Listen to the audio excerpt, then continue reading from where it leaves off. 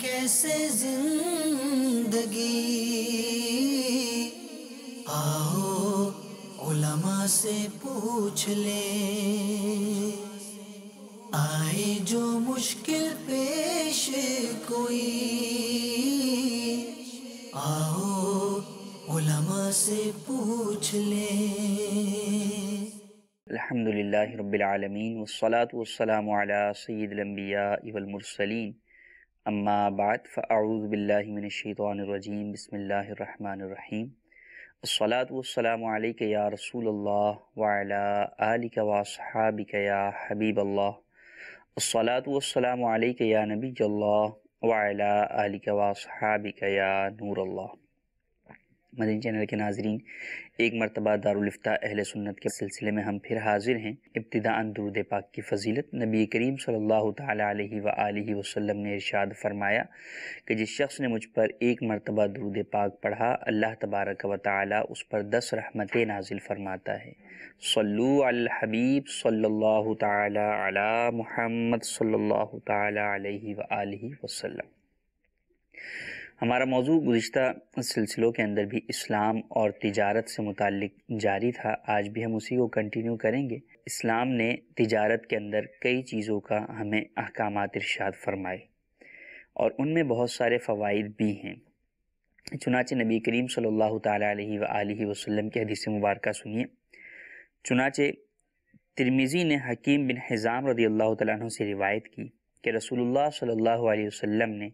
مجھے ایسی چیز کے بیچنے سے منع فرمایا جو میرے پاس نہ ہو۔ فرماتے ہیں کہ میں حضور کی بارگاہ میں حاضر ہوا اور کہا، یا رسول اللہ صلی اللہ علیہ وسلم، میرے پاس کوئی شخص آتا ہے اور مجھ سے کوئی چیز خریدنا چاہتا ہے، حالانکہ وہ چیز میرے پاس نہیں ہوتی، لیکن میں اس کے ساتھ بیع کر لیتا ہوں، سودا کر لیتا ہوں، پھر بازار سے جا کر وہ چیز خرید لیتا ہوں اور پھر آ کر اسے دے دیتا ہوں۔ تو آپ علیہ الصلاۃ والسلام نے ان کے اس طریقہ کار پر ارشاد فرمایا کہ لا تبیع ما لیس عندک، جو چیز تمہارے پاس نہ ہو وہ نہ بیع کرو، وہ نہ بیچو۔ اس حدیث مبارکہ کو اگر ہم دیکھیں، فی زمانہ ہمارے معاشرے میں یہ چیز بہت زیادہ رائج ہے کاروباری معاملات کے اندر، کہ نفع کمانا ہوتا ہے، آئے ہوئے گاہک کو واپس نہ لوٹانا ہوتا ہے، کاروبار کے اندر اپنے گاہک زیادہ بڑھانے ہوتے ہیں۔ ان تمام چیزوں کو پیش نظر ہم منع نہیں کرتے، اسے کوئی چیز ہمارے پاس ہو یا نہ ہو ہم حامی بھر لیتے ہیں، سودا کر لیتے ہیں اور پھر بعد میں خرید کر وہ چیز دے دیتے ہیں۔ بلکہ بسا اوقات تو یہ بھی ہوتا ہے کہ اپنی فیلڈ کے علاوہ بھی بیٹھا ہے کمپیوٹر جو ہے وہ بیچنے کے لیے، لیکن اگر اس سے کوئی اور اس کی اس فیلڈ سے ہٹ کر بھی اگر جو ہے وہ چیز خریدنا آتا ہے تو وہ بھی چاہتا ہے کہ میں وہ بھی اس کو جو ہے وہ دلوا دوں اور اپنا پروفٹ یا نفع جو ہے وہ کما لوں۔ بعض جگہوں کے اوپر خود ایز اے جو ہے وہ سیلر کے طور پر نفع کمایا جاتا ہے اور بعض جگہوں پر کمیشن کے طور پر نفع کمایا جاتا ہے۔ کمیشن کے اوپر نفع کمانا یہ باقاعدہ ایک علیحدہ موضوع ہے جس پر ہم بعد میں گفتگو کریں گے، لیکن ابھی ہم بات کر رہے ہیں ایز اے سیلر بائے، آپ جو اس طریقے کے سودے کرتے ہیں ان کا کیا حیثیت ہے۔ نبی کریم صلی اللہ علیہ وسلم نے منع فرمایا ہے، وجہ کیا ہے؟ وجہ کی طرف غور کیا جائے تو اسلام کے اندر در حقیقت جو سیلر اور بائر کی جو آپس کی گفتگو ہے، یہی در حقیقت یہ جو ان کا سودا ہے، ایگریمنٹ ہے، زبانی جو ایجاب و قبول ہے، زبانی جو ایگریمنٹ ہے، یہی جو ہے وہ در حقیقت سودا ہے، یہی جو ہے وہ عقد بے ہے، یہی خرید و فروخت ہے۔ اس کے علاوہ آپس میں بعد میں مال کا تبادلہ کرنا وہ تو اس خرید و فروخت کا تقاضا ہے کہ جب آپ ایگریمنٹ کر لیتے ہیں، اب ایگریمنٹ کے بعد اس ایگریمنٹ کو عملی جامہ پہنچانے کے لیے آپ اس چیزوں کا لین دین کرتے ہیں، لیکن ایسا نہیں کہ وہ لین دین ہی جو ہے وہ عقد نہیں، بلکہ اس سے پہلے جو آپ نے آپس میں ایجاب و قبول کیا ہے، ایک نے آفر کی تھی، دوسرے نے اس آفر کو ایکسیپٹ کیا، یہی در حقیقت جو ہے وہ ایجاب و قبول ہے اور یہی سودا ہے۔ سودا ہو گیا، زبان کا اعتبار ہے، ایک مسلمان کا دوسرے مسلمان پر اعتماد کا نام ہے۔ اب بعد میں اس کا مکر جانا کہ نہیں مجھے ملی نہیں یا میرے پاس ہے نہیں، یہ چیزیں اس سے سودے پر، اس زبانی ایگریمنٹ پر ایفیکٹ کرتی ہیں۔ اس لیے اسلام منع کرتا ہے کہ ایک مسلمان کی جو کسی سے کمٹمنٹ ہوئی ہے، سودا ہوا ہے، وہ اس سودے کو پورا کرے۔ لہٰذا جب کوئی چیز پاس ہی نہیں ہوگی تو ہو سکتا ہے، اور ابھی ہوتا بھی ہے بہت جگہ پر، کہ آپ کمٹمنٹ کر لیتے ہیں، اب اس کے بعد وہ چیز آپ کو آگے مارکیٹ سے نہ ملے، تو ایسی صورت کے اندر آپ کا وہ سودا گویا کہ کینسل ہو رہا ہے، اور اس سودے کے کینسلیشن کے اندر آپ کی جو ہے وہ غلطی ہے، آپ کی کوتاہی ہے کہ جب وہ چیز آپ کے پاس تھی ہی نہیں، اگرچہ آپ کو بہت شیورٹی ہے کہ مارکیٹ میں بہت دستیاب ہے، مجھے مل جائے گی، تو ایسی صورت کے اندر بھی منع کیا گیا کہ دوسری چیز بھی موجود ہو سکتی ہے کہ وہ چیز نہ ملے، یا جس ریٹ کے اوپر آپ نے بات کی ہے اس ریٹ پر نہ ملے، تو الٹا آپ کو جو ہے وہ نقصان اٹھا کر بیچنا پڑے۔ تو نقصان اٹھا کر کون بیچے گا؟ یہی ہوتا ہے کہ جناب پھر اس سودے کی کینسلیشن کے اندر کئی جو ہے وہ جھوٹ، ہیلے بہانے پیش کیے جاتے ہیں کہ اس وجہ سے مال آپ کو نہیں دے سک رہا، یہ نہیں ہو رہا۔ اور پھر دیکھیں جب یہی معاملہ ہوا کہ آپس میں اعتماد کا فقدان ہوا، تو لوگوں نے اسی چیز کو پورا کرنے کے لیے ایڈوانس کو بیچ میں لے کر آئے کہ جناب تم تو اپنی بات سے مکر آتے ہو، تم تو جو ہے وہ سودا کینسل جو ہے کر دیتے ہو، ون سائڈ سودا کینسل کر دیتے ہو، تو اب لہٰذا ایڈوانس کو لایا جائے کہ ایڈوانس کی ادائیگی ہوگی، تاکہ اگر سودا کینسل ہوگا تو اگر خریدار کی طرف سے ہے تو اس کا ایڈوانس ضبط ہو جائے گا، اور اگر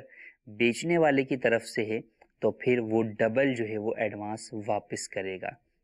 نبی کریم صلی اللہ تعالیٰ علیہ وآلہ وسلم کی ایک اور حدیث مبارکہ ہے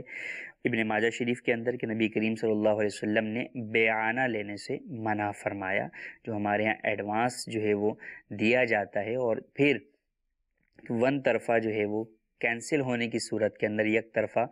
سودا کینسل ہونے کی صورت میں وہ ضبط کر لیا جاتا ہے، اس سے بھی منع فرمایا کہ یہ تو جرمانہ ہے، چیز تو اس نے کوئی خریدی نہیں نہ بیچی، تو پھر یہ کس چیز کے عوض ہے؟ تو یہ جرمانہ ہے، اور اسلام میں جرمانہ بھی حرام ہے۔ تو دیکھیں ایک چیز سے جب منع کیا گیا اس سے لوگ نہیں رکے، تو نہ صرف یہ کہ وہاں گناہ میں پڑے بلکہ اس چیز کو مزید بچانے کی طرف آئے تو ایک اور گناہ کے اندر پڑ گئے۔ تو کیوں نہ ہم نبی کریم صلی اللہ علیہ وآلہ وسلم کی تعلیمات پر عمل کرتے ہوئے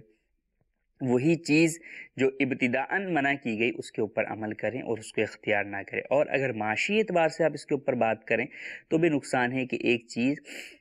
جب کسی شخص کی کسٹڈی میں ہی نہیں آتی، فقط یوں سودے در سودے چلتے رہتے ہیں، تو ایسی صورت میں وہ چیز اگرچہ اپنی کمپنی سے 5 روپے کی نکلی ہو، لیکن کسٹمر تک پہنچنے تک درمیان میں اتنے سودے ہو چکے ہوتے ہیں بغیر قبضہ کیے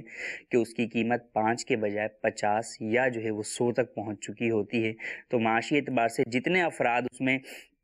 شامل ہوتے ہیں تو وہ اس کا نفع اٹھاتے رہتے ہیں، اور صارف کے اوپر اس چیز کی قیمت بڑھ جاتی ہے۔ جبکہ اگر آپ اس کے علاوہ بات کریں کہ جناب یہ چیز تو اگر سودا کیا جائے تو اس کے اندر بھی ہوگا، قبضے کے بعد اگر سودے کیے جائیں تو بھی ہوگا، لیکن وہاں پر ایک رسک فیکٹر بھی جو ہے وہ بہرحال موجود ہوتا ہے، جیسے کہ حدیث پاک میں ارشاد فرمایا گیا کہ جو چیز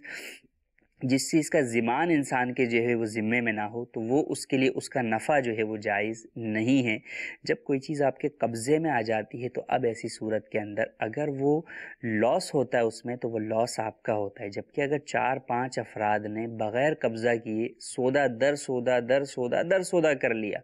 اور ابھی وہ چیز پہلے والے ہی شخص کے پاس ہے، تو اب بتائیے کہ جو پہلے والے کے پاس اگر وہ چیز ضائع ہو جاتی ہے تو کیا بعد والے اس کا نقصان برداشت کریں گے؟ ہرگز برداشت نہیں کریں گے۔ ہر ایک یا تو اپنی انویسٹ کی ہوئی رقم واپس لے لے گا، یا جو ہے وہ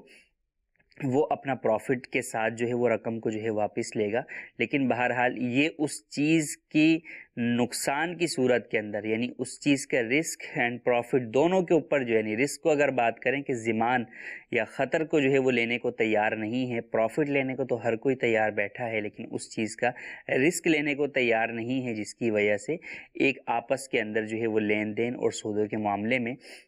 گیپ آ جاتا ہے، ایک دوسرے کے لیے جو ہے وہ شکر رنجیاں ہو جاتی ہیں، ایک دوسرے سے جو ہے وہ دشمن بن جاتے ہیں۔ تو اسلام نے ابتدا کے اندر ہی روک لگائی کہ جو چیز تمہارے پاس ہی نہ ہو اسے نہ بچو۔ فی زمانہ آن لائن اگر خریداری کے اوپر بات کریں آپ تو بہت ساری جگہوں کے اوپر، کئی جگہوں پر لوگ جو ہے وہ مختلف ویب سائٹس کے کمپنیز کے ایڈز اٹھا کر اپنی جو ہے وہ سوشل میڈیا پر یا اپنی ویب سائٹ کے اوپر جو ہے وہ لگا دیتے ہیں، اور پھر آرڈر وصول کرنے کے بعد وہ چیز وہاں سے لے کر دکاندار کو جو ہے وہ دیتے ہیں، حالانکہ وہ چیز ان کے پاس موجود نہیں ہوتی۔ اور نہ صرف یہ کہ وہ بعد میں بھی قبضہ نہیں کرتے، ایکچوئل ڈیلیوری جو ہے وہ اپنے جہاں سے انہوں نے خریدی ہے اس سے ڈائریکٹ اپنے جو ہے وہ بائر کو کرواتے ہیں. ان کا بیچ میں فقط کردار آرڈر دینے یا آرڈر وصول کرنے کا ہوتا ہے. تو ایسا کرنا ہرگز جائز نہیں ہے. ہمیں اپنے روزمرہ زندگی کے معاملات میں بھی اس بات کا خیال رکھنا چاہیے کہ جب کوئی چیز ہمارے پاس نہ ہو تو اس کا سودا نہ کریں. ہاں اگر ہماری ملکیت میں ہے، اگرچہ اس وقت میرے پاس موجود نہیں ہے، گودام میں رکھی ہوئی ہے، گھر پہ رکھی ہوئی ہے، فیکٹری کے اندر ہے، تو ایسی صورت کے اندر بہرحال پھر بیچا جا سکتا ہے، پھر گناہ نہیں ہے. آئیے ہم آپ کی کالز بھی شامل سلسلہ کرتے ہیں. جی کالز. یعقوب اتاری، میرا سوال یہ ہے کہ جمعے کے دن سارا دن کاروبار بند رکھنے کی کوئی فضیلت ہے؟ اور جمعے کے نماز پہ جانے پہ پیچھے جو ہوتے ہیں نان مسلم کاروبار کرتے ہیں، وہ کیا جائز ہے ہمارے لیے یا ناجائز؟ جی مزید کال. محمد ارشاد بات کر رہا ہوں. کیا عشاء کے وتر کو تہجد کے وقت پڑھا جا سکتا ہے؟ جی مزید کال. بچی کی شادی ہوتی ہے، اس میں بچی کو حق مہر دیا جاتا ہے، وہ اپنی مرضی سے حق مہر کی رقم کسی کو دے دیتی ہے کہ یہ مسجد کو دے دینا، تو اسی وقت آدمی اس رقم میں سے 500 روپیہ کسی امام مسجد کو دے دیتا ہے جو نکاح خواہ ہوتا ہے، تو باقی رقم جو اپنا خرچ ہو جاتی ہے اس آدمی سے، تو اس کا کیا حکم ہوگا؟ تو وہ دوبارہ اس کو لوٹانا ہوگا تو لوٹا کے خود استعمال کر سکتی ہے یا پھر مسجد کو دینا ہوگا؟ جزاک اللہ خیر. جی پہلا سوال کہ جمعے کے دن کاروبار بند رکھنے کی کیا کوئی فضیلت ہے؟ تو جمعے کے دن کاروبار بند رکھنے کی ایز پورا دن یہ اس میں تو کوئی فضیلت نہیں ہے، البتہ نماز جمعہ کا اہتمام یہ مسلمانوں پر لازم ہے. اللہ تبارک و تعالیٰ قرآن مجید میں ارشاد فرماتا ہے یا ایھا الذین آمنوا اذا نودی للصلاۃ من یوم الجمعۃ فاسعوا الی ذکر اللہ وذروا البیع، کہ ایمان والو جب جمعے کے لیے اذان ہو جائے تو ایسی صورت کے اندر اللہ کے ذکر کی طرف سعی کرو اور بیع یعنی خرید و فروخت کو چھوڑ دو. جمعے کی اذان اول ہو گئی تو اب کاروبار بند کر کے آپ جمعے کی نماز کی تیاری شروع کریں گے تاکہ نماز جمعہ کے اندر اول تا آخر آپ شامل ہو سکیں اور اس کی فضیلتیں پا سکیں. ہاں جمعہ اگر ابتدا سے دیکھا جائے تو ایک تعطیل کا جو ہے وہ دن رہا ہے کہ یہ دن چونکہ ایک محترم مبارک اور مکرم دن ہے اور اس دن میں کی جانے والی نیکیوں کی بھی جو ہے وہ ثواب بڑھ جاتا ہے، 70 گناہ تک نیکی کا ثواب ملتا ہے. تو اس لیے اگر آپ دیکھیں تو معاشرے اسلام کے اندر اس دن کی بڑی اس اعتبار سے اہمیت ہے کہ لوگ اس دن کو عبادت میں گزارا کرتے تھے. لوگ دور دراز سے جو ہے وہ بڑی جامع مسجد کے اندر جو ہے وہ حاضر ہوتے تھے، پورا امام صاحب کا بیان سنتے تھے. اب اس کے بعد نماز جمعہ کی ادائیگی، پھر صلاۃ و سلام، پھر آپس میں ایک دوسرے سے میل جول، تو یہ تمام چیزیں اس مبارک دن کے اندر جو ہے وہ ہوا کرتی تھیں. جبکہ اس کے برعکس جب سے یہ دن بھی جو ہے وہ کاروبار کے اندر شامل ہوا تو جہاں دیگر چیزوں سے محرومی ہوئی وہاں پر یہ دیکھا گیا کہ بہت سارے لوگ جو ہے وہ نماز جمعہ تک میں سستی اور کوتاہی کرنے لگ گئے. اور نہ صرف یہ کہ سستی اور کوتاہی بلکہ بعض لوگ تو جمعہ ہی اپنے کاروبار کی وجہ سے معاذ اللہ چھوڑ دیتے ہیں. اور یہ معاملہ اگر لیں کہ اذان اول کے اوپر کاروبار کو بند کر دینا تو یہ تو بہت ہی کم ہو گیا ہے کہ اذان ہونے کے باوجود بھی جو لوگ جو ہے اپنے کاروبار کے اندر یا دیگر مصروفیات کے اندر جو ہے وہ مصروف رہتے ہیں، نماز جمعہ کے لیے جب پہنچتے بھی ہیں مسجد میں تو بالکل آخری وقت میں پہنچتے ہیں، خطبے کے بعد پہنچتے ہیں یا خطبے کے دوران پہنچتے ہیں، یا پھر جو ہے وہ ایسے وقت پہنچتے ہیں کہ امام صاحب تکبیر بھی کہہ چکے ہوتے ہیں. بعض لوگ تو ہو سکتا ہے جمعے کی آخری رکعت کے اندر آخری قعدے میں ہی پہنچتے ہوں گے. تو ان تمام چیزوں کو پیش اگر نظر رکھا جائے تو بہرحال چاہیے یہ کہ جمعے کے دن خاص عبادت کا اہتمام کیا جائے اور نماز بالخصوص نماز جمعہ کے اندر، اور یہ لازم بھی ہے کہ اذان اول پر کاروبار کو بند کر دیا جائے. بیرون ملک کے اندر خاص طور پر اگر یہ جو بات کریں، انہوں نے جیسے دوسرا اپنے سوال کے اندر ہی بات کی کہ اگر ہم جو ہے وہ نماز پڑھنے کے لیے چلے جائیں اور پیچھے غیر مسلم جو ہمارا نوکر ہے وہ دکان کو آن رکھے تو کیا اس میں کوئی حرج ہے؟ تو ایسی صورت کے اندر کوئی حرج تو نہیں ہے، لیکن دو چیزوں کو پیش نظر رکھنا ضروری ہے. نمبر ایک یہ کہ معاشرے کے اعتبار سے، کلچر کے اعتبار سے آپ غیر مسلموں کے اندر اپنے اسلام کی کیا تصویر پیش کر رہے ہیں. تو وہ بھی اپنے مذہبی تہواروں کے اوپر اپنی جو ہے مارکیٹس بند کر دیتے ہیں، تو آپ تو اس بات کے زیادہ حقدار ہیں کہ آپ اپنے کلچر کو جو ہے وہاں پر بیان کریں، اپنے اسلام کے نظام کو لے کر آئیں کہ دیکھیں نماز جمعہ کا جب اہتمام ہوتا ہے تو اسلام مجھے کاروبار بند کرنے کا حکم دیتا ہے، تو اس لیے میں کاروبار بند کر دیتا ہوں۔ تو اب اگر آپ کی طرف سے دکان بند کر کے اس کے اوپر بورڈ لگ جائے کہ نماز جمعہ کے لیے جو ہے وہ وقفہ ہے، تو اس سے بہت فائدہ ہوگا، اسلامی تعلیمات جو ہے وہ غیر مسلموں تک بھی پہنچیں گی کہ دیکھیں مسلمان کس قدر اہتمام کرتے ہیں۔ اور نہ صرف یہ نماز جمعہ کے لیے بلکہ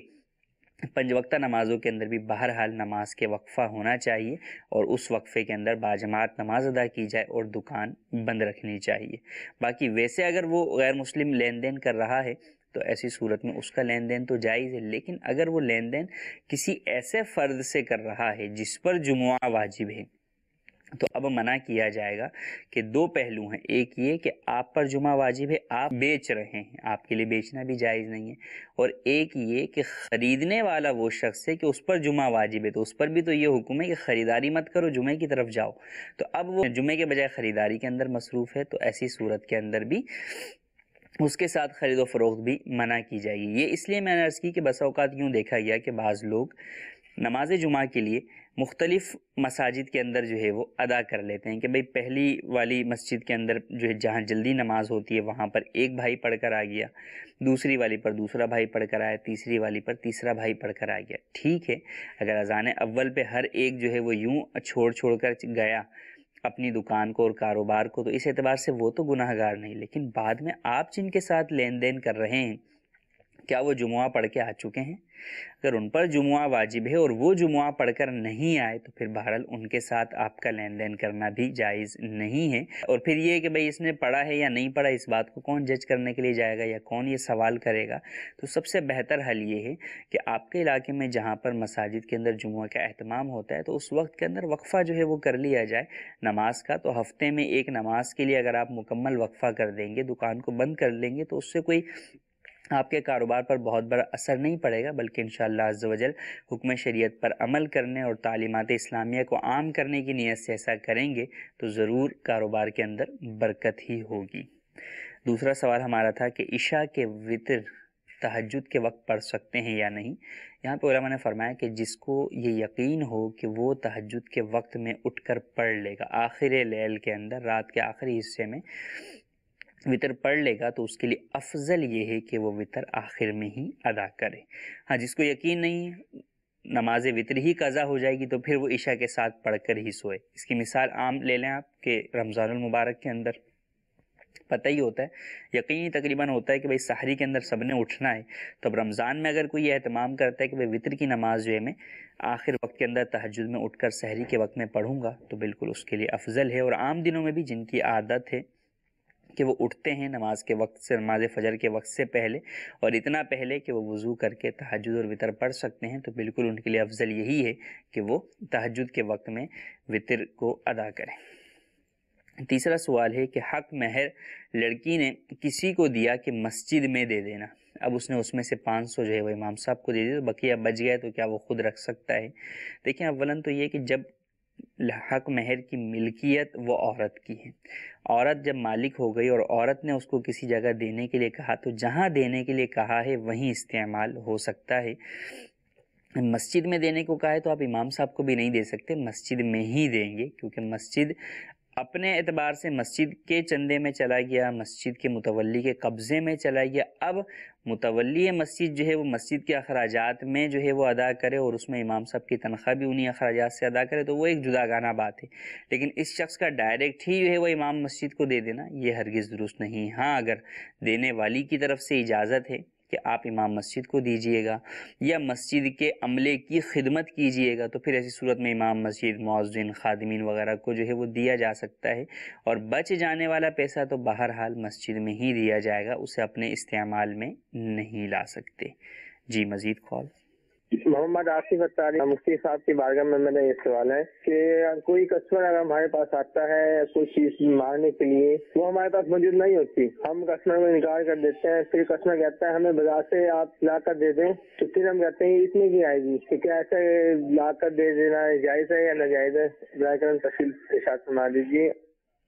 جی، مزید کال۔ محمد عرفان اتاری، سر میں نے یہ عرض کرنی ہے کہ یہ جو مطلب لین دین کے معاملات میں یہ جو کمیشن ہوتی ہے، آیا اسلام میں اس چیز کی اجازت ہے؟ جگہ کا یا کوئی گاڑیوں وغیرہ کی لین دین کرتے ہیں، اس کے اوپر جو نفع جو ہوتا ہے وہ لین دین کروانے والا، اس کی کمیشن مطلب کس حد تک اسلام میں اجازت ہے؟ جی مزید کال۔ السلام علیکم ورحمۃ اللہ وبرکاتہ۔ وعلیکم السلام ورحمۃ اللہ وبرکاتہ۔ میرا نام محمد حسن۔ میرا مفتی صاحب کی بارگاہ میں یہ سوال ہے کہ بعض لوگ مولویوں کو کہتے ہیں کہ بہت برے ہیں۔ جی، پہلا سوال کہ بازار سے لا کر دے دیں گے، کسٹمر ہی کہہ رہا ہے کہ یار آپ کے پاس نہیں ہے، بازار سے مجھے یہ چیز لا کر دے دیں۔ دیکھیں اس کے اندر یہ ہے کہ آپ اس کے ساتھ سودا طے نہ کریں، آپ انہیں یہ کہیں کہ یار میری معلومات کے مطابق اس چیز کے یہ پرائز ہیں، لیکن بہرحال میں آپ کو جو ہے وہ مارکیٹ سے جا کے لینے کے بعد پھر میں آپ سے جو ہے وہ سودا ڈن کر سکتا ہوں۔ اب اس کی دو صورتیں، اگر آپ پروفٹ رکھنا چاہ رہے ہیں اپنا، تو ایسی صورت کے اندر آپ انہیں کہیں کہ ابھی میں سودا ڈن نہیں کر رہا، میں پہلے مارکیٹ سے چیز دیکھ لوں، ریٹ دیکھ لوں، پھر اس کے بعد میں آ کے آپ کو بتاتا ہوں۔ اب آپ مارکیٹ میں گئے، برابر والی دکان سے کسی دکان سے وہ چیز لے لی آپ نے، اور اب قیمت معلوم کر لی۔ اب جب آپ کی کسٹڈی میں آ گئی، اب آپ اسے جو ہے وہ کہہ دیں کہ بھئی یہ چیز میں آپ کو اتنے کی بیچتا ہوں۔ بھلے آپ نے 100 روپے کی خریدی ہو اور آپ سامنے والے کو 110 کی، 115 یا 20 کی بیچ رہے ہیں، تو ایسی صورت میں کوئی حرج نہیں ہے۔ ہاں جھوٹ نہ بولیں کہ یہ پڑی ہی اتنے کی ہے، اس نے مجھے دی ہی 110 کی ہے، یہ نہ بولیں۔ جتنے میں آپ نے بیچنا ہے بھلے اتنے میں آپ بیچ دیں، لیکن جھوٹ نہ کہیں۔ اور دوسری بات یہ ہے کہ آپ اگر اپنا پروفٹ رکھنا ہی نہیں چاہ رہے، تو پھر آپ جو مارکیٹ سے خریداری کرنے جائیں گے، گویا کہ اس کسٹمر کے وکیل کی طور پر آپ جا رہے ہیں اور اس کسٹمر کے نام پر آپ جو ہے وہ خریداری کر رہے ہیں، تو پھر اس میں آپ پروفٹ نہیں رکھ سکتے۔ جتنے کی وہ چیز جو ہے وہ پڑے گی، اتنے کی ہی آپ کو اس کو لا کر دینا ضروری ہوگا۔ تو اس بات کا خیال رکھیں کہ سودا ڈن نہ کریں، یا پھر بطور وکیل جو ہے وہ آپ خرید و فروخت کریں، تو پھر آپ کر سکتے ہیں۔ دوسرا سوال کمیشن سے متعلق انہوں نے پوچھا کہ کمیشن جائز ہے یا نہیں ہے۔ دیکھیے کمیشن لینا جائز ہے جبکہ جائز طریقے سے لیا جائے اور جائز چیز کا لیا جائے۔ فی زمانہ اگر آپ دیکھیں تو بہت سارے سودوں کے اندر ناجائز شکیں شامل ہوتی ہیں۔ اب اگر ایک معاہدہ ہی ناجائز ہو رہا ہے اور آپ ہی اس معاہدے کے روح رواں ہیں، آپ ہی کروا رہے ہیں، دونوں پارٹیز آپ پر ہی اعتماد کر رہی ہیں، تو اب اگر وہ معاہدہ ناجائز ہو رہا ہے تو گویا کہ آپ ان دونوں کو ناجائز کی طرف بلا رہے ہیں یا ان دونوں کے ناجائز کام میں تعاون کر رہے ہیں۔ حالانکہ اللہ تبارک و تعالی نے قرآن مجید میں واضح طور پر ارشاد فرمایا وَلَا تَعَاوَنُوا عَلَى الْإِثْمِ وَالْعُدْوَانِ، کہ گناہ اور زیادتی کے کاموں پر ایک دوسرے کی مدد نہ کرو۔ تو یہ تو آپ مدد کر رہے ہیں، بھلے آپ پیسے لے کر کر رہے ہیں، کمیشن لے کر رہے ہیں، لیکن مدد تو گناہ کے کام پر کر رہے ہیں۔ سمپل سی مثال لے لیجئے کہ ہمارے ہاں کون سے سودا ایسے ہوتے ہیں، خاص طور پہ ایگریمنٹس کی اگر آپ بات کریں، ان رائٹنگ جو ایگریمنٹس ہوتے ہیں پراپرٹیز یا دیگر کے، ان میں یہ چیز شامل ہوتی ہے کہ بیانہ ہے، اور بیانہ اگر کوئی بھی پارٹی یوں کرے گی، کینسل کرے گی، تو یہ ضبط ہوگا۔ اب یہ ناجائز شرط ہے، یہ معاہدہ ناجائز ہو رہا ہے، تو اب کمیشن والا جو شخص ہے، بروکر ہے، دونوں افراد کو لا رہا ہے، یہ معاہدہ بنا رہا ہے، بلکہ پراپرٹیز وغیرہ میں دیکھیں تو بروکر ہی معاہدہ بناتا ہے، ٹائپ کرواتا ہے اور وہ پھر سائن کرواتا ہے۔ تو یہاں پر آپ ناجائز کام میں مدد کر رہے ہیں، یہاں پر آپ گناہ گار ہیں۔ اور دوسری بات یہ کریں کہ آپ وہ جو کمیشن لے رہے ہیں وہ کس اعتبار سے لے رہے ہیں۔ شرعی اعتبار سے کمیشن کے لیے حکم یہ ہے کہ مارکیٹ میں اس کام کے کرنے والے اس چیز کا جو کمیشن لیتے ہیں وہ کمیشن جائز ہے، اس سے زیادہ نہیں لیا جا سکتا۔ مثال تو مارکیٹ کے اندر اگر اس چیز کی بروکری 2% ہے تو آپ 2% ہی لے سکتے ہیں، 2.5% نہیں لے سکتے آپ، یا آپ فکس نہیں لے سکتے کہ جناب میں اتنے جو ہے وہ لوں گا، چاہے جو ہے وہ کچھ بھی آپ کا سودا ہو، تو مارکیٹ کے عرف کے مطابق ہوگا۔ تیسری بات یہ کہ کمیشن کے لیے بہرحال کام کرنا پڑتا ہے، بھاگ دوڑ کرنی پڑتی ہے۔ فقط میں نے ایک دکان والے کو فون کر دیا کہ یار ایک کسٹمر آیا تھا اور میں نے اس کو آپ کی طرف بھیجا ہے، لہٰذا اس کو جو مال بیچو اس کے اندر جو ہے وہ تم میرا بھی کمیشن رکھ لینا، یہ جائز نہیں ہے۔ فقط دو بول دینا، کسی کو کہہ دینا کہ بھائی فلاں مارکیٹ میں فلاں دکان پہ جائیں، آپ کو وہاں سے اچھا مال مل جائے گا، میرا نام لے دیجیے گا آپ بھلے۔ اب ایسی صورت کے اندر واقعی آپ کے نام کی وجہ سے اچھا ہی وہ چیز دے گا، لیکن آپ کمیشن کے حقدار نہیں ہیں، تو کمیشن کے لیے کام کرنا ہوتا ہے، بھاگ دوڑ ہوتی ہے، اس کا کمیشن ہوتا ہے. تو ان 3 باتوں کا خیال رکھا جائے تو کمیشن کے معاملے کے اندر واضح ہو جائے گا کہ کون سی صورت آپ کے لیے جائز ہے اور کون سی جائز نہیں ہے. تیسرا سوال کہ مولانا کو جو ہے وہ برا کہتے ہیں. عالم دین کو اگر اس کے علم کی وجہ سے کوئی برا کہے گا، اس کی توہین کرے گا، تو دائرہ اسلام سے ہی خارج ہو جائے گا. کہ وہ عالم کس کا ہے؟ یہ تو دیکھیے علم دین کا،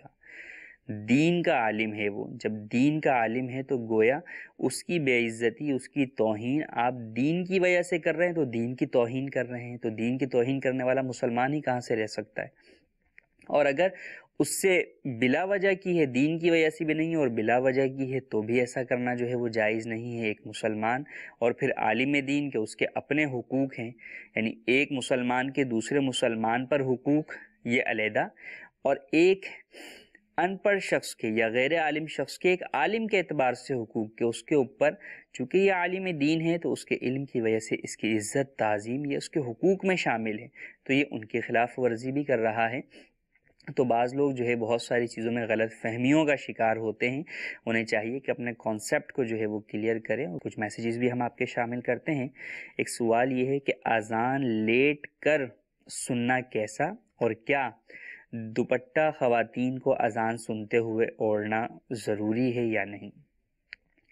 اذان لیٹ کر بھی اگر کسی نے سنی ہے تو جائز ہے، لیکن اذان کا جواب 2 طرح. ایک تو یہ کہ آپ نے اذان کا جواب زبان سے دیا اور فضیلت وہ پالی کہ ہر جو ہے وہ کلمے کے بدلے جو ہے وہ ڈھیر ساری نیکیاں. اور اصل جواب یہ ہے کہ آپ حی علی الصلاح حی علی الفلاح کے جواب میں فلاح اور صلاح کی طرف بڑھتے چلے جائیے. نماز پڑھنے کی تیاری شروع کر دیجئے.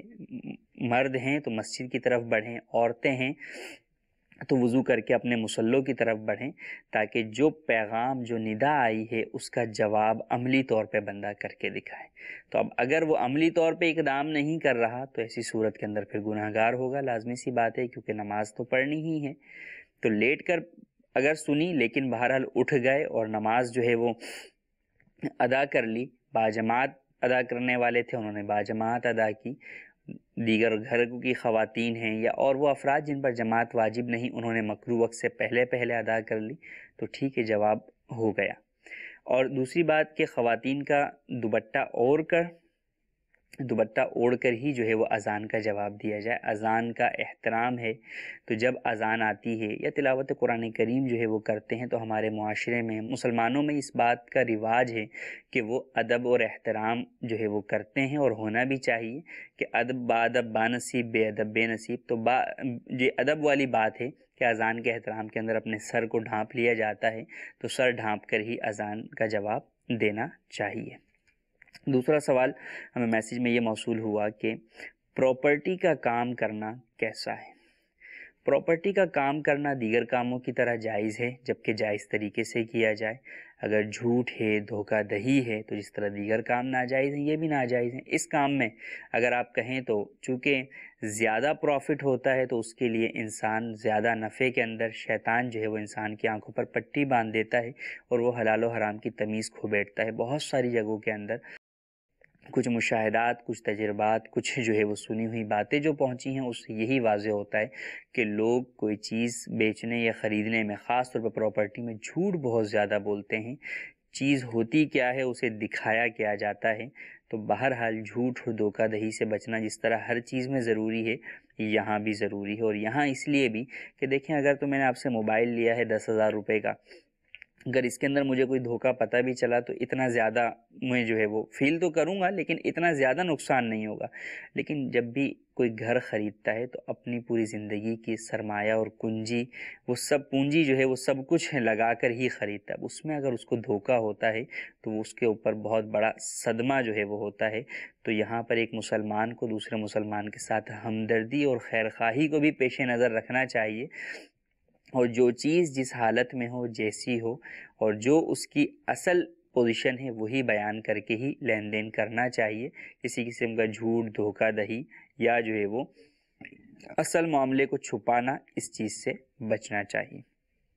تیسرا سوال ہمارے پاس میسیج میں ایک یہ ہے کہ داڑھی منڈانے کی اجرت کا کیا حکم ہے، یا داڑھی مونڈنے کی اجرت کا کیا حکم ہے۔ ایک مٹھی داڑھی رکھنا ہر مسلمان مرد پر واجب ہے، ایک مٹھی سے کم کروانا یا مکمل ہی منڈوا دینا حرام اور کبیرہ جو ہے وہ گناہ ہے۔ لہٰذا اگر کوئی شخص داڑھی منڈاتا ہے تو وہ بھی گناہ گار، اور نائی جو داڑھی مونڈتا ہے وہ بھی گناہ گار ہے، اس کی اجرت بھی حرام ہے، اس کی اجرت اس کے لیے حلال نہیں ہے۔ اس پر لازم ہے کہ اللہ عز و جل کی بارگاہ میں سچی توبہ کرے اور آئندہ کے لیے اس کام سے رکنے کے ساتھ ساتھ اس مد میں اب تک جو رقم اس کو ملی ہے، اگر جن سے لی ہے ان کو واپس پہنچانا ممکن ہے تو انہیں واپس پہنچائے، ورنہ اس رقم کو صدقہ کر دے، اس کے لیے وہ حلال مال نہیں ہے۔ کچھ ویڈیو کال شامل کرتے ہیں۔ جی میرا نام طلحہ اتاری یو کے شہر برمنگھم اسٹریٹفورڈ سے عرض کر رہا ہوں۔ میرا مفتی صاحب کی بارگاہ میں یہ سوال ہے کہ کیا جنگلی کبوتر پکڑ کر اسے فروخت کر سکتے ہیں؟ جواب ارشاد فرما دیجیے، جزاکم اللہ خیر۔ جی، جنگلی کبوتر کا انہوں نے سوال کیا کہ جنگلی کبوتر جو ہے وہ پکڑ سکتے ہیں، تو جنگلی کبوتر چونکہ کسی کی ملکیت نہیں ہوتا، تو اگر کوئی اسے پکڑ لیتا ہے تو اس کا پکڑنا اسے اور اس کے بعد خریدنا، بیچنا یا ذبح کر کے کھانا جائز ہے۔ جی مزید ویڈیو کال۔ میرا نام امجد علی اتاری ہے، میں اٹلی کے شہر روم سے عرض کر رہا ہوں۔ تو مفتی صاحب آپ سے عرض ہے کہ کیا سمندر سے مچھلیاں پکڑ کر فروخت کرنا جائز ہے؟ جی ہاں، سمندر سے مچھلیاں پکڑ کر، مچھلیاں سمندر سے ہی پکڑی جاتی ہیں، خیر دریا سے بھی پکڑی جاتی ہیں، تو سمندر سے مچھلیاں پکڑ کر بالکل خریدنا بیچنا جو ہے وہ جائز ہے، اس میں کسی قسم کی کوئی قباحت نہیں ہے۔ ہاں لیکن مچھلی ہی کہ فقہ حنفی کے اندر مچھلی ہی حلال ہے، سمندری جانوروں میں مچھلی کے علاوہ کیکڑا، آکٹوپس اور اس طرح کی دیگر چیزیں یہ حلال نہیں ہیں، تو انہیں خریدنا بیچنا بھی جائز نہیں ہے۔ جی مزید کال۔ منظور اتاری اٹلی سے کر رہا ہوں۔ یا سیدی سوال یہ ہے کہ اگر کسی نے پہلی رکعت میں سورۃ اخلاص پڑھی اور دوسری رکعت میں سورۃ فلق کی پہلی 3 آیتیں پڑھی تو اس طرح اس کا نماز میں پڑھنا کیسا؟ جی ہاں، سورہ اخلاص پہلی میں پڑھی اور دوسری میں جو ہے وہ 3 سورہ فلق کی آیتیں پڑھیں تو نماز ہو جائے گی، اس میں کوئی حرج نہیں ہے۔ پہلی سورت جو ہے وہ بڑی ہوتی ہے اور دوسری رکعت کی سورت کچھ قدرے چھوٹی ہوتی ہے، تو اب یہاں پر سورہ فلق ویسے تو بڑی ہے لیکن جب اس نے پوری پڑھی ہی نہیں، اس کی 3 ہی آیتیں پڑھیں تو اس میں نماز میں کوئی کراہت یا قباحت نہیں ہے۔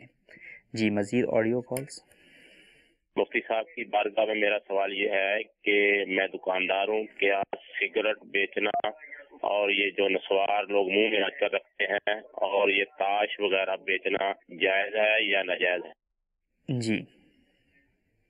دارالفتاح اہل سنت میں میرا سوال یہ ہے کہ جو کمیٹی ڈالی جاتی ہے جسے بی سی بھی کہتے ہیں، اور اس میں تھوڑے تھوڑے پیسے کر کر ایک بندے کے پاس جمع ہوتے ہیں، وہ سب کو اکٹھی کر کے جب ایک کی نکلتی ہے تو وہ ایک کو وہ کمیٹی مثال کے طور پر 1 لاکھ روپے اکٹھا ہوا ہے تو وہ دینے ہوتے ہیں اس نے، اور جس کی نکلتی ہے وہ اس سے ہر کمیٹی پر 200 300 یا 500 روپے لے لیتا ہے کہ ہم یہ پیسے لے کر ہم مسجد کو دیتے ہیں۔ ایسا کرنا کیا درست ہے؟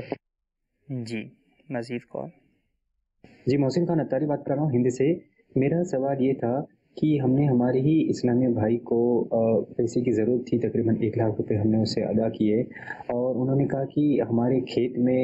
ہم اس میں جو بھی فصل بوئیں گے اس کے بیج یا کھاد کے پیسے آپ آدھے دیں آدھے ہم دیں، اور اس کے اوپر جو محنت ہوگی وہ ہم ہی کریں گے اور پانی بھی ہمارا ہی ہوگا، اور فصل پیدا ہونے کے بعد آدھی فصل جو ہوگی وہ آپ کی اور آدھی ہماری، اور جب آپ کو وہ پیسے کی ضرورت واپس دوبارہ جب ہو تب آپ مجھ سے مانگ لیجیے گا، میں آپ کو دوبارہ واپس وہ 1 لاکھ روپے دے دوں گا۔ تو اس میں کہیں کوئی سود کا سلسلہ تو نہیں ہو رہا؟ اس پر کچھ رہنمائی فرما دیجیے، کیا ایسا کرنا مناسب ہے یا نہیں؟ جزاک اللہ خیر۔ جی پہلا سوال، سگریٹ، نسوار اور تاش بیچنا جائز ہے یا نہیں؟ عام تمباکو کا سگریٹ یا نسوار بیچنا تو جائز ہے، جبکہ قانون کے مطابق جو ہے وہ ہو، قانونی اعتبار سے جہاں پابندیاں ہیں ان کا خیال رکھنا ضروری ہے، لیکن ایک ہے جواز خرید و فروخت کے اعتبار سے بیچنا، اور ایک یہ ہے کہ آپ ایک مسلمان کی خیرخواہی کے اعتبار سے دیکھیں کہ آج میں اگر اپنی اولاد کے لیے یہ پسند نہیں کرتا تو میں دوسروں کی اولادوں کو وہ چیز کیوں بیچ رہا ہوں، تو اس چیز کو بہرحال پیش نظر رکھتے ہوئے بچنا چاہیے۔ اور جہاں تک بات رہی تاش کی، تو تاش کھیلنا بھی حرام ہے، تو اس کے پتے جو کہ تصاویر والے ہوتے ہیں ان کا بیچنا خریدنا بھی جائز نہیں ہے، یہ بہرحال شرعی اعتبار سے حرام ہے، گناہ کا کام ہے۔ دوسرا سوال کہ کمیٹی کھلی اور پھر یہ کمیٹی خریدی جاتی ہے، کہ کمیٹی میں مثال کے طور پہ نمبر کھلا کسی ایک شخص کا زید کا، اور اب دوسرے نے اس کی وہ کمیٹی جو ہے وہ 80,000 کے اندر خرید لی۔ اب جو اوپر کے 20,000 روپے ہوئے وہ تمام کمیٹی ممبرانز میں ڈیوائیڈ ہو گئے، تو اب تمام کمیٹی ممبران کی رضامندی سے یا ان کی رضامندی کے بغیر ہی یہ ہوا کہ بھئی جو خرید کے اوپر جو پیسے نفع بچے گا وہ مسجد میں دیں گے، تو ایسا کرنا جائز نہیں ہے، یہ قرض کے اوپر نفع ہی ہے، اور قرض کے اوپر اولاً تو نفع لینا ہی جو ہے وہ جائز نہیں ہے، سود ہے، حرام ہے، جس سے لیا ہے اسے دیں۔ لیکن یہ اس طور پہ ذہن بنا لینا کہ جناب مسجد میں دے رہے ہیں تو گناہ تو ہے ہی نہیں، ہم کوئی اپنے لیے تھوڑی لے رہے ہیں، جو اولاً آپ سودا کر رہے ہیں سود والا، وہ سود کا سودا کرنا ہی آپ کے لیے جائز نہیں ہے، تو لہٰذا اس بات سے آپ کو بچنا ضروری ہے۔ کمیٹی اگر کسی کو ضرورت ہے تو پورے پیسوں کی ہی اسے دی جائے گی، اور اس سے اتنے پیسے ہی وصول کیے جائیں گے جتنے اسے دیے گئے، اس کے اوپر پروفٹ نہیں لیا جا سکتا۔ تیسرا سوال بھی اسی طرح قرض سے نفع سے متعلق تھا کہ کاشتکاری کے لیے کسی سے جو ہے وہ قرض لیا، اور اب اس کے اندر بقیہ سب کچھ تو کاشتکار کا ہی ہے، جس سے قرض لیا ہے اس کو بھی پروفٹ دیا جا رہا ہے، تو یہ پروفٹ دینا بھی یہ قرض پر نفع ہے، اور نفع قرض کے اوپر جو ہوتا ہے وہ سود ہوتا ہے، حرام ہے، اس کی اسلام میں ہرگز اجازت نہیں ہے۔ تو ان تمام کاموں کے اندر کرنے سے پہلے اولاً ہی دارالفتاح اہل سنت سے رجوع کیا جائے، اور اپنی سچویشن بیان کر کے اس سے متعلق لازمی طور پہ پہلے مسئلہ معلوم کیجیے۔ بہت ساری جگہوں پر یہ دیکھا جاتا ہے کہ لوگ مسئلہ معلوم کرتے ہیں اس وقت جب کہ اس کے اوپر سب کچھ کر گزر چکے ہوتے ہیں۔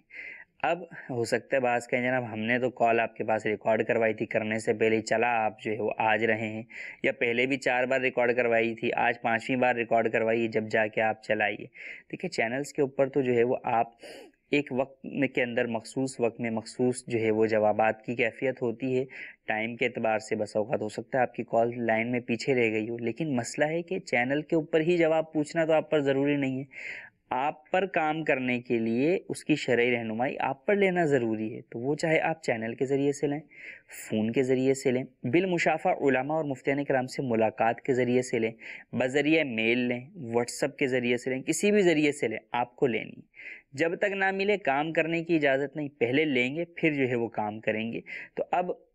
آپ کو دکھا کہ بھئی چینل میں تو سوال ریکارڈ کروایا، جواب آیا نہیں، اب کام آپ کو جلدی کرنا ہے تو ٹھیک ہے آپ فون کے ذریعے سے رابطہ کر لیں،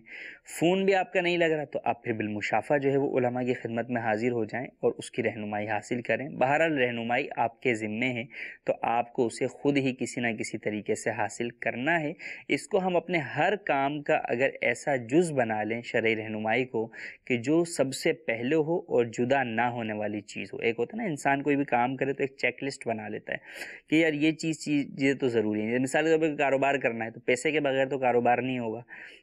اب کوئی بولے یار پیسہ آئے یا نہ آئے کاروبار شروع کر دیتے ہیں، آگے دیکھا جائے گا، لگائی ہوئی تو ہے کسی جگہ پر عرضی تو لگائی ہوئی ہے، درخواست تو لگائی ہوئی ہے کہ اتنے پیسے بطور قرض دے دو، لیکن وہ ملے نہیں ملے کام شروع کر دیتے ہیں، دیکھا جائے گا، ہو سکتا ہے مل جائے، ہو سکتا ہے نہ بھی ملے، تو یوں نہیں ہوتا۔ تو پیسہ جو ہے وہ کاروبار کا ایک ایسا جز ہے جو کہ کسی بھی صورت میں جدا نہیں ہوتا، پہلے آپ پیسے کا ارینج کرتے ہیں پھر اس کے بعد کاروبار اسٹارٹ لیتے ہیں۔ تو اسی طرح آپ پہلے اس بات کو اپنے جو ہے وہ کاروبار اور دیگر معاملات میں حصہ بنائیں کہ پہلے ہم نے رہنمائی لینی ہے، رہنمائی آنے کے بعد اس کی روشنی میں کام کرنا ہے۔ جب یہ ذہن بنائیں گے تو انشاءاللہ عز و جل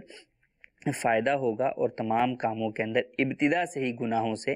محفوظ رہیں گے، اور انہی چیزوں کے لیے یہ سلسلے بھی پیش کیے جاتے ہیں۔ اللہ تبارک و تعالی سے دعا ہے جو سنا اسے یاد رکھنے، اس پر عمل کرنے، اسے دوسروں تک پہنچانے کی سعادت نصیب فرمائے، آمین بجاہ النبی الامین۔ صلو علی الحبیب صلی اللہ تعالی علی محمد صلی اللہ تعالی علیہ وآلہ۔